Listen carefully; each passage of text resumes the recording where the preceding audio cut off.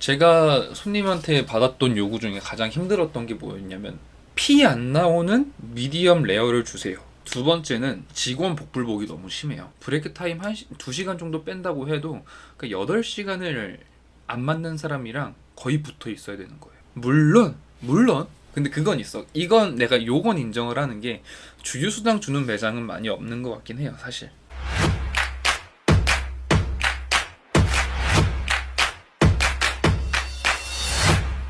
오늘은 제가 요식업계에 있으면서 불편하거나 힘든 점을 한번 이제 얘기를 해볼까 해요. 대부분 주방이나 업계에 대한 어떤 불만들을 얘기를 할 거지만 홀 알바를 하시는 분들도 충분히 공감할 수 있는 내용으로 제가 구성을 해봤으니까 끝까지 봐주시면 감사하겠습니다. 일단 첫 번째로 손님의 무리한 요구가 가장 힘들죠. 뭐 진상이라면 진상인데 제가 손님한테 받았던 요구 중에 가장 힘들었던 게 뭐였냐면 피 안 나오는 미디엄 레어를 주세요. 정확히 얘기하면은 피가 안 나오는이 아니라 핏기가 없는, 그러니까 빨간색이 안 보이는 미디움 레어를 주세요라고 요구를 하셨어요. 핏기가 아예 없을 수는 없다, 빨갛지 않을 수가 없다라고 설명을 드렸는데 자기는 그러면 이제 스테이크를 못 먹겠다 뭐 이런 식으로. 잘 모르겠어요 저는. 그래서 그때 어떻게 했냐면은 당시 셰프님이랑 고기를 이제 완전 얇게는 아니고 한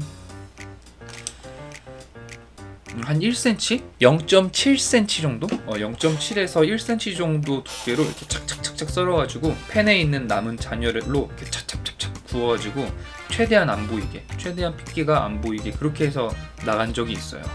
근데 이렇게 해드릴 수 있죠. 이렇게 원하시면 충분히 해드릴 수 있고, 고객님이 원하는 거라면 어느 정도 주방에서 수용을 해야 할 필요가 있다고 저는 생각을 하기 때문에 할 수 있지. 그런데 문제는 뭐냐면은 다른 주문에 방해가 되지 않는 선에서 고객의 컴플레인을 수용하는 정도란 말이에요. 근데 요거 같은 경우에는 다음 주문에도 충분히 영향을 줄 수 있는 부분이어서 조금 힘들었던 것 같아요. 아마 저보다 손이 빠르고 훌륭하신 분들은 더 깔끔하게 처리를 하셨겠지만 저는 요 컴플레인이 되게 힘들었던 것 같아요. 핏기 없는 미디움 레어, 이거를 슬라이스를 다 해가지고 다시 이걸 하나씩 착착착착착착착 핏기를 없애는 작업이 뒤에 주문이 당시 조금 많이 밀렸던 걸로 저는 기억을 하거든요. 그래서 굉장히 곤란했던 적이 있었어요. 두 번째는 직원 복불복이 너무 심해요. 주방 같은 경우에는 꽤 작은 공간 그리고 제한된 공간에 계속 직원이랑 내 직원 동료랑 내 직장 동료랑 계속 붙어 있어야 되는 직종이란 말이죠. 근데 그 붙어 있는 사람이 나랑 안 맞는다고 한번 생각을 해보세요.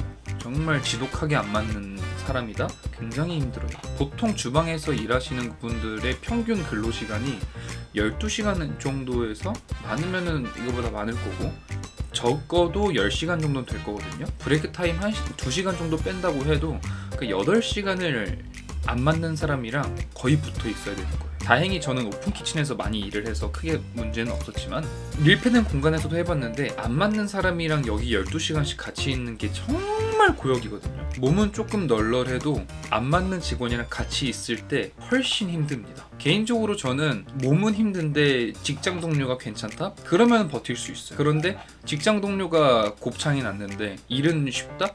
난 선택하지 않을 것 같아요. 특히 주방 같은 경우에는 내가 맡은 섹션과 상대방이 맡은 섹션이 나눠져 있고 이 섹션들끼리 소통을 하면서 손님 테이블에 정확한 타이밍에 탁탁탁탁 이 아다리가 맞아야 되는 일이기 때문에 소통을 하지 않으면 힘든데 그 소통에 불화가 생기니까 굉장히 불편합니다. 특히 싸우기라도 하면은 아주 골치 아파요. 아주 힘들죠. 세 번째로 유비에게 너무 많은 요구. 이 파트 같은 경우에는 홀에서 일하시는 분들도 충분히 공감을 하실 텐데 유비에게 너무 많은 요구가 이런 거예요. 당시에는 그렇게 키오스크가 많이 없어가지고 직접 내가 받으러 가거나 주문을 하러 오셔야 됐었는데 주문하러 오시는 건 문제가 안 돼요. 근데 주문을 하러 내가 가야 되는 그런 매장에서는 이런 게 힘들어요. 예를 들어서 이미 손님이 어느 정도 차 있고 피크 타임이야. 근데 난 유비란 말이야.